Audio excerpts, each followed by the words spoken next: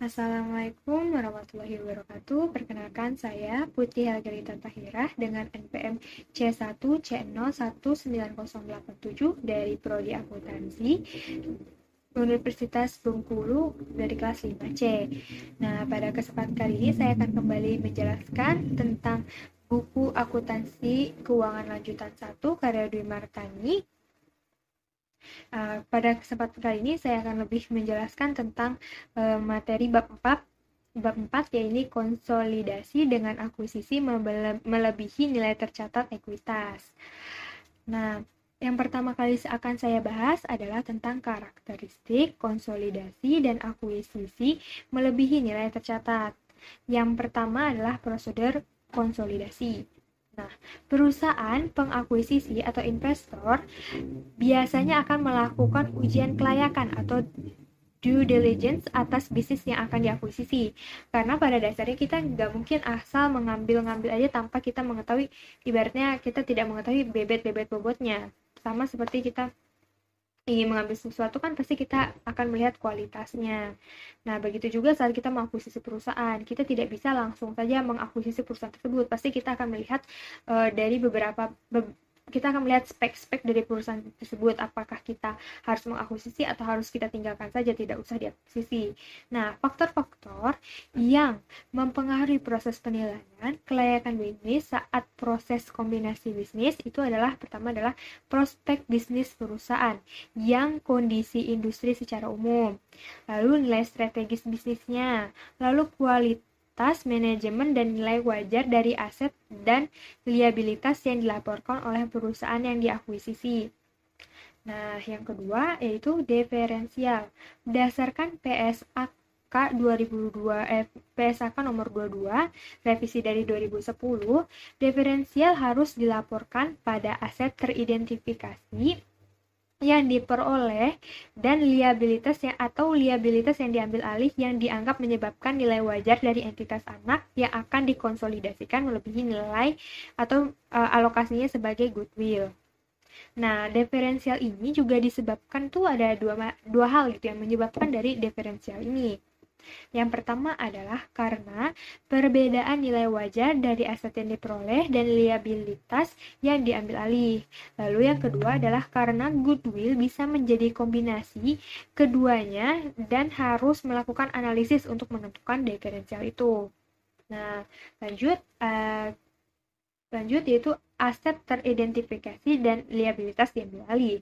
Nah, kalau menurut PSAK 22 2010 sendiri, aset teridentifikasi haruslah memenuhi definisi aset dan liabilitas menurut kerangka dasar penyusunan penyajian laporan keuangan pada tanggal akuisisi, serta merupakan bagian yang dipertukarkan dalam proses akuisisi. Selain itu, PSAK 22 2010 juga menyatakan bahwa dimungkinkan untuk memunculkan aset atau liabilitas baru yang sebelumnya tidak diakui oleh pihak yang diakuisisi. Misalkan pihak pengakuisisi atau pihak induk bisa saja mengakui suatu aset tak berwujud berupa paten misalkan ya, yang sebelumnya tidak diakui oleh pihak yang diakuisisi atau pihak anak.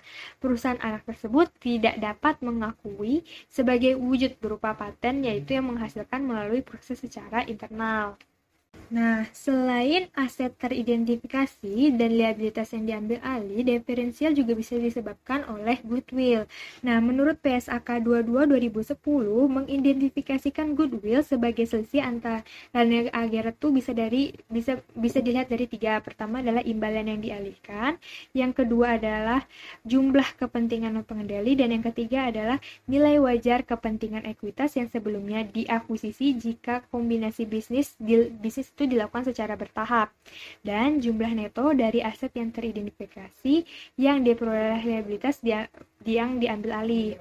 Nah, jadi dapat diartikan juga goodwill ini adalah bisa dicerminkan sebagai cara pandang investor untuk mengakuisisi perusahaan lainnya. Jadi kan kita bisa melihat gitu perusahaan ini layak atau tidaknya itu salah satunya tuh bisa lewat goodwill ini. Nah, lanjut, jika suatu kombinasi memunculkan pengakuan terhadap goodwill, maka goodwill yang diakui merupakan subjek dari pengujian nilai sesuai PSAK nomor 48 juga tidak goodwillnya juga tidak dapat diamortisasi. Nah, jadi kapan sih penurunan nilai itu terjadi? Yaitu, nah, kenapa sih harus jadi objek pengujian penurunan nilai? Terus kapan sih terjadi penurunan nilai? Nah, jadi penurunan nilai itu terjadi ketika nilai tercatat dari aset tersebut lebih tinggi dibandingkan nilai yang terpulihkan atau nilai yang diperoleh kembali, ditentukan berdasarkan nilai mana yang lebih tinggi antara nilai wajar dikurangi biaya penjualan dibandingkan nilai pakai atau hasil investasi di masa yang akan datang. Selanjutnya, saya akan menjelaskan tentang pembelian dengan diskon. Nah, akuisisi dengan konsiderasi nilai wajar yang dikeluarkan oleh investor lebih rendah dibandingkan dengan nilai wajar dari seluruh aset bersih yang dimiliki investi. Nah, jadi pembelian diskon ini menurut PSAK nomor 22 revisi dari 2010 ya, mengindikasikan bahwa investor harus mengakui keuntungan yang dihasilkan dari pembeli diskon melalui laba rugi pada tanggal akuisisi.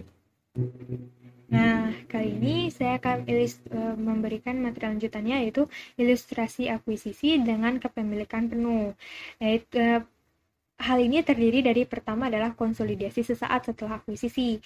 Maka, perusahaan hanya akan melaporkan laporan posisi keuangan dan jurnal eliminasi yang terkait. Nah, yang terkait ini ada 4, yaitu menghapus ekuitasnya, anak seperti saldo laba dan saham biasa. Yang kedua adalah menghapus investasi perusahaan induk pada perusahaan anak.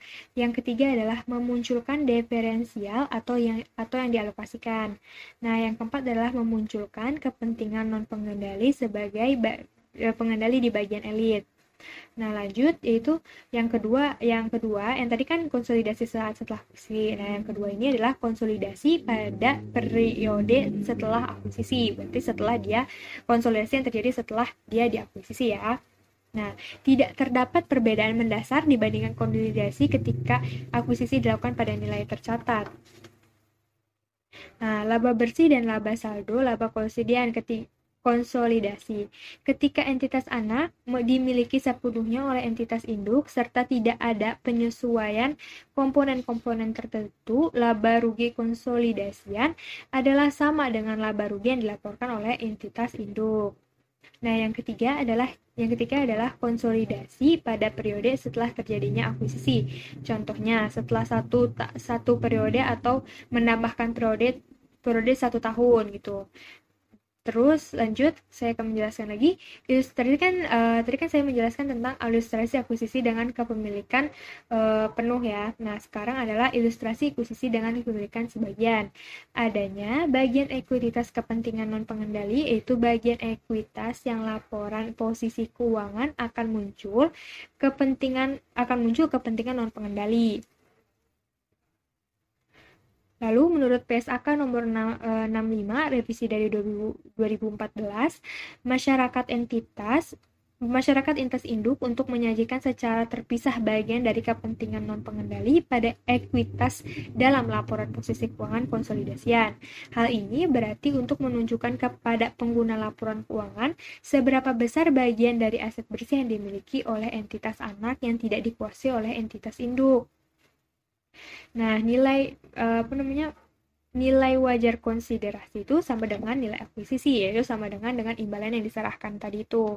Nah, terus isu-isu lain seputar dari konsiderasinya adalah adanya biaya transaksi terkait akuisisi dibebankan pada periode ketika biaya tersebut terjadi atau jasa diterima kecuali biaya terkait penerbitan efek.